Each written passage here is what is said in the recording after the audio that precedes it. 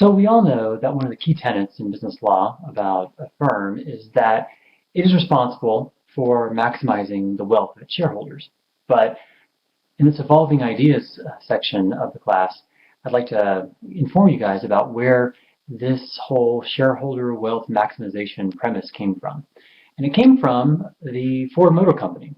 So on November 2nd, 1916, Henry Ford received a complaint from a couple of his board of directors stating that he was not using Ford Motor Company's money to pay out dividends, but rather to build new plants.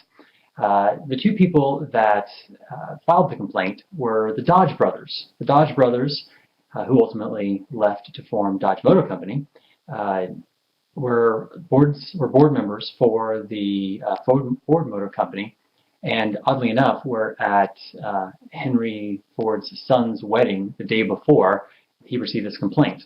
And he receives this complaint, and which basically says, Henry, you shouldn't be using money you can distribute to shareholders to build a new plant when you have a plant that produces cars already.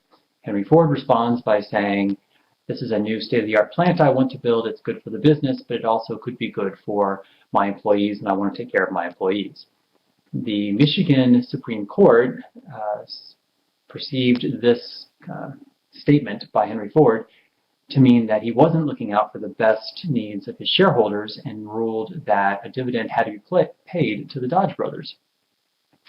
Part of the ruling was overturned shortly after, which allowed him to continue construction on the new motor car plant.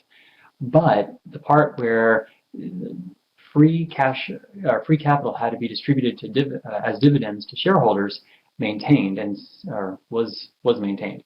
And as a result, this is kind of the premise for the whole idea of shareholder wealth maximization that comes from the business law side of business, and why most companies, hopefully all for-profit companies today, view their primary role as distributing and increasing and distributing wealth to their shareholders.